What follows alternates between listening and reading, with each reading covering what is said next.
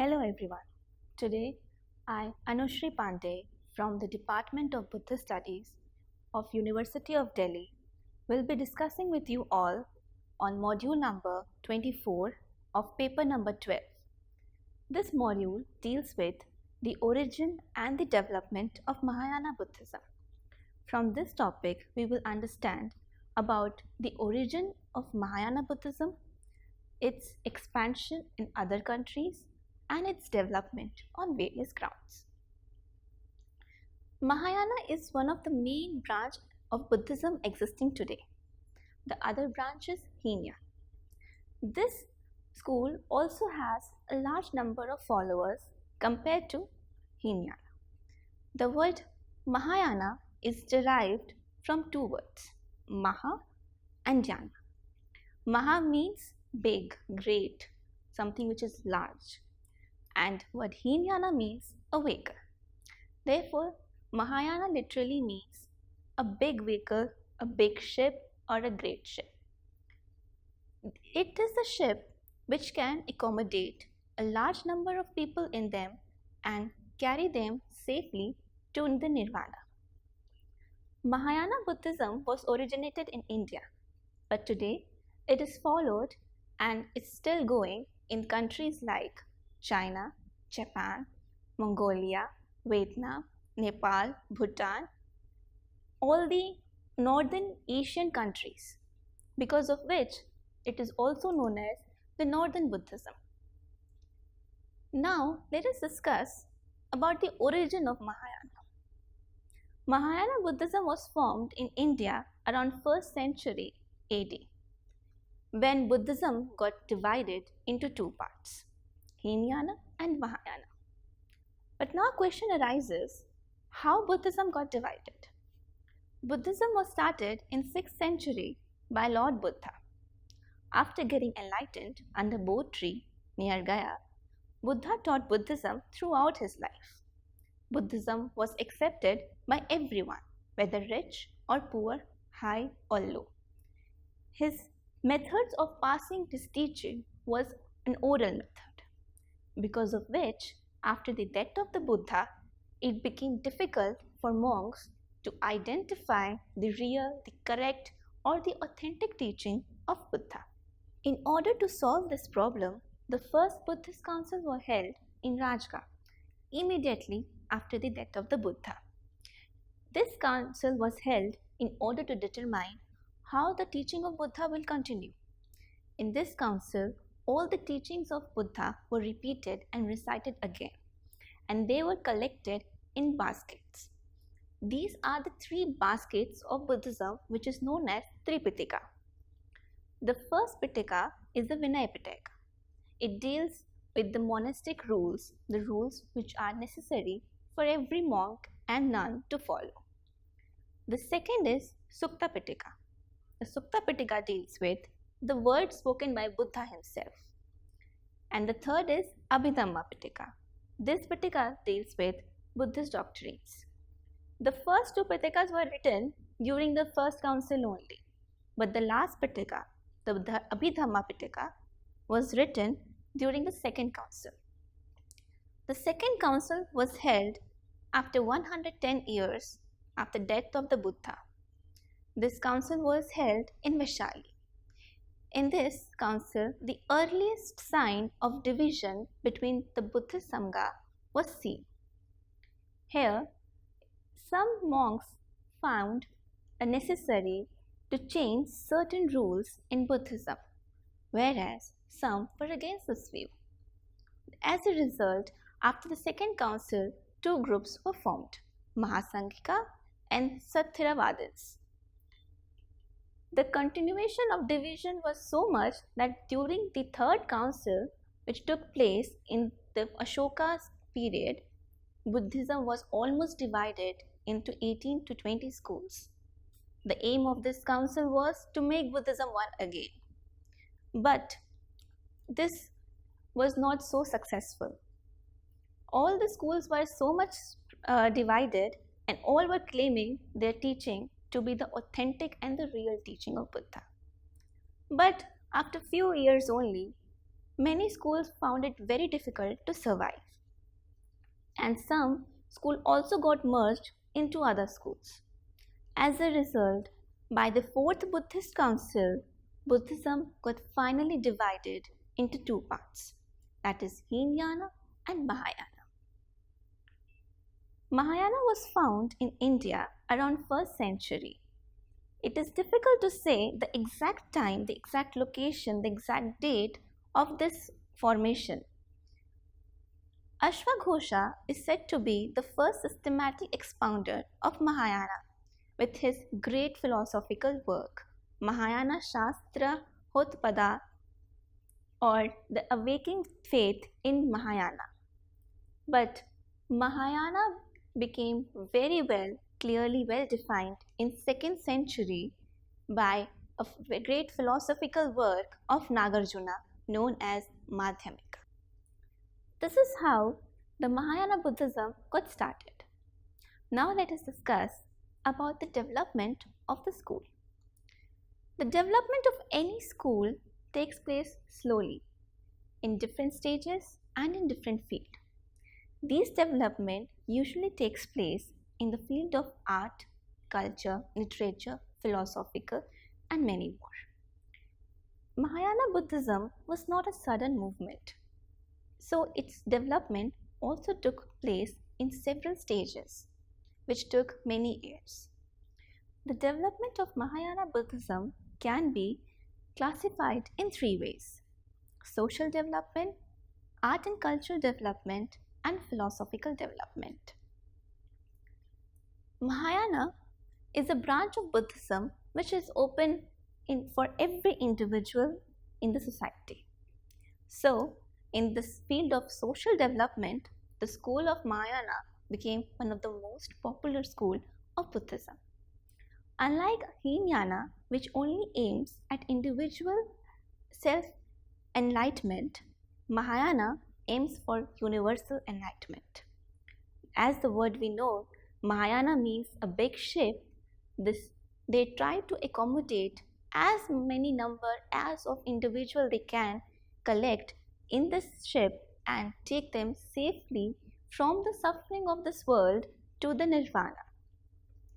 Mahayana Buddhism don't follow the traditional rule of Buddhism as it is. They are more liberal, practical, and have progressive attitude, which makes them more accessible to the masses. All these features of Mahayana tradition made this school largest and the most popular school of Buddhism existing today. Even the followers of Mahayana is very large compared to the Hinayana. Another reason for the growth and the wide expansion of Mahayana group is that they are very flexible. They try to interpret the teaching of Buddha more liberally so that it can be easily followed and understood by everyone in the society. These qualities of Mahayana Buddhism helps the school to expand from India to China, Bhutan, Nepal, Japan, Mongolia. All the Northern Asian countries are the followers of Mahayana Buddhism, because of which Mahayana Buddhism is also known as the Northern Buddhism. This widespread and social development in Mahayana brought various changes and development in different fields in this Buddhist tradition. When people of other countries started following the Mahayana, they tried to accept this religion in their own style. This gave a new development in the field of art and culture. For example, Buddhist arts and culture, which took Indian form, later got combined with Chinese and Japanese culture. The literature and the scripture of Buddhism got translated from Pali to Chinese, Tibetan, Sanskrit, and then the expansion of this Buddhism also gave rise to various bodhisattvas in different places. These bodhisattvas played a very important role in the upliftment of the society as well as in the development of the Mahayana Buddhism. When people of different culture started adopting this tradition in their own way, in their own style, the Mahayana Buddhism got more developed and had more beautiful art and cultures. In this development of culture and art, the most important role was played by an international highway which is known as the Silk Route. This is the world one of the most oldest highway which was used in trading. The highway used many goods to transport like wines, paper, spices, etc. Among this, silk was the most important item which was transported in this highway, because of which this route is known as the Silk Route. This highway also became a tool for the growth of Mahayana Buddhism throughout the Central Asia. This highway helped Buddhism to approach to local civilization of other countries. This helped Mahayana to become as an international religion and the greatest religion in the world. With the help of various beautiful arts and symbols, Mahayana Buddhism were able to spread their teaching very easily to the locals of that country. As the arts and symbols are very effective language and it could be understood by everyone from all the social classes. The Silk Route became a very fertile land for Mahayana Buddhism. Further, the straight route became a perfect location for the monasteries, the temples, which also received a very heavy donation from the wealthy traders. Due to this donation, Buddhism economic strength also increased. After discussing the social development, the development in the field of art and culture, now comes the philosophical development. The rise of Mahayana Buddhism, as we all know, did not took suddenly or instantly. This branch of Buddhism took several years to get developed. In the field of philosophical development, the doctrines of Mahayana Buddhism were written by the finest mind of India, China, and Japan. And this process also took several centuries. The philosophy of this school is very rich because it is created by a famous Buddhist philosopher till known today, like Ashvaghosha, Nagarjuna, Dignag, Dharamkirti, Asanga, Vasubandhu, Chandrakirti, etc. The philosophy of Mahayana Buddhism was at very first place was developed by Ashvaghosha in his great philosophical work known as Mahayana Shraddha Utpada Shastra, or Awakening Faith in the Mahayana, around 1st century AD.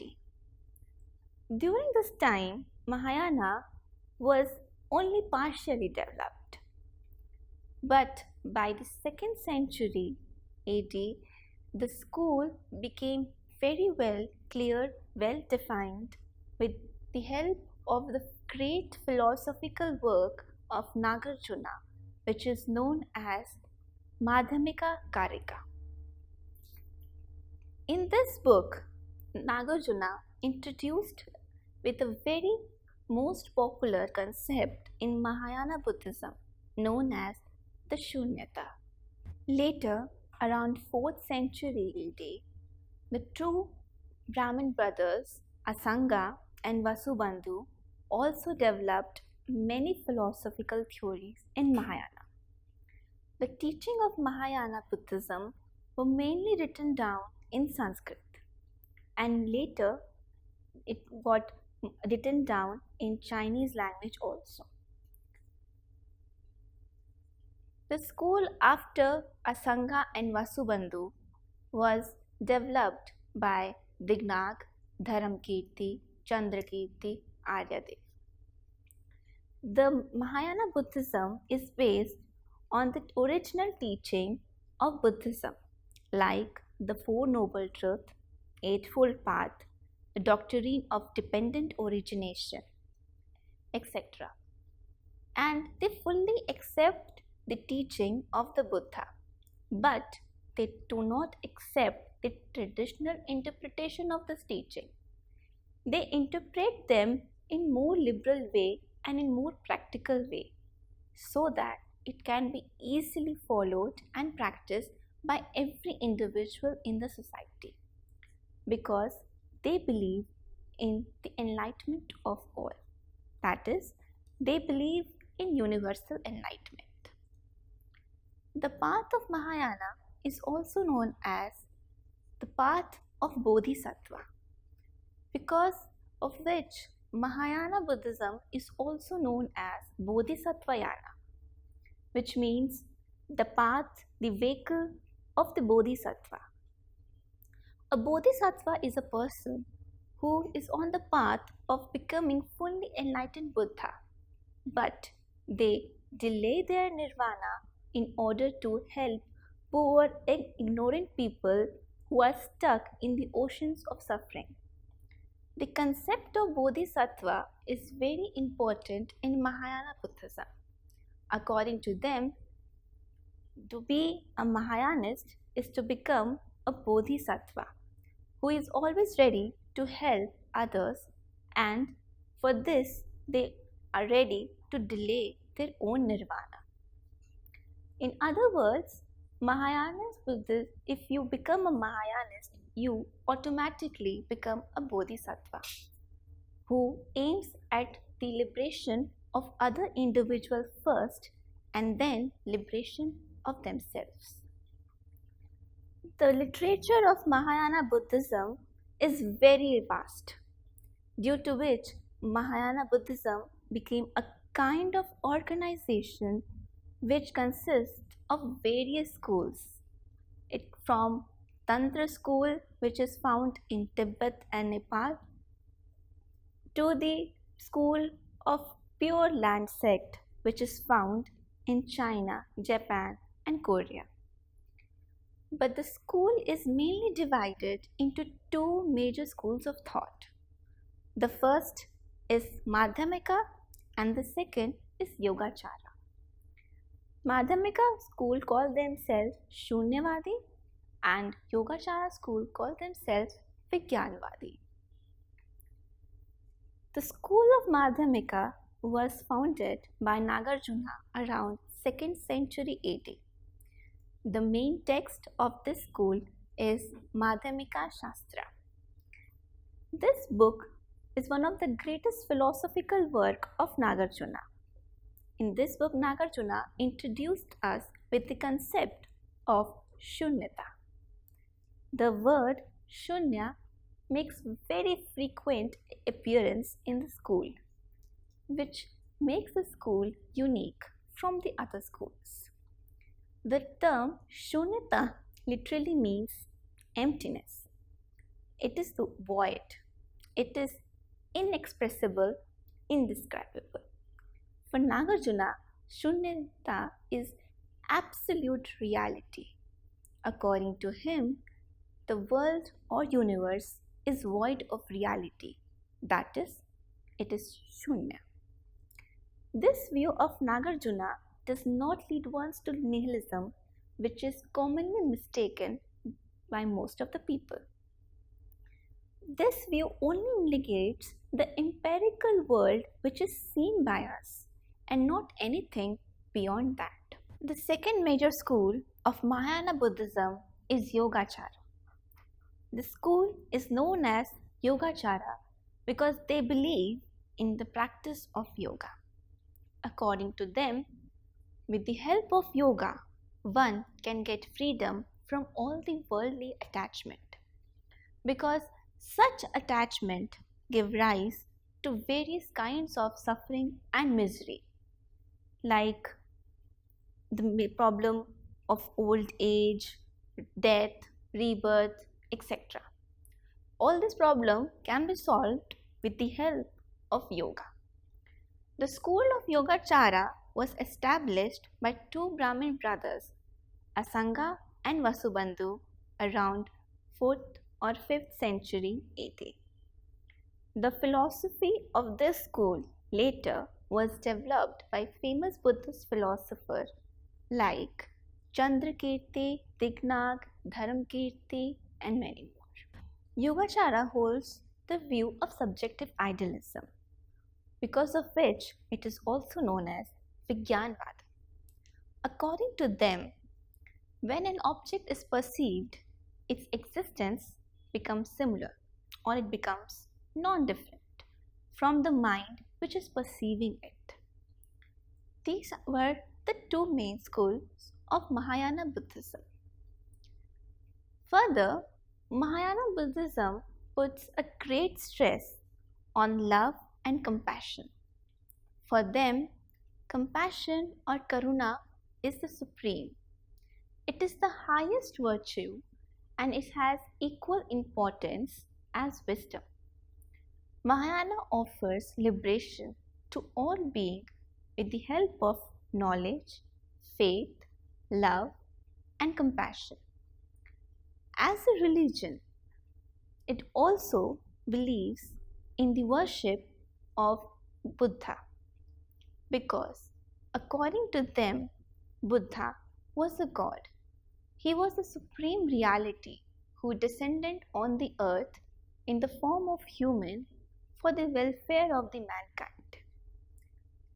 This notion is similar to the concept of avatar in Hinduism or incarnation. They not only believe in the worship of Buddha, but they also believe in the worship of various bodhisattvas.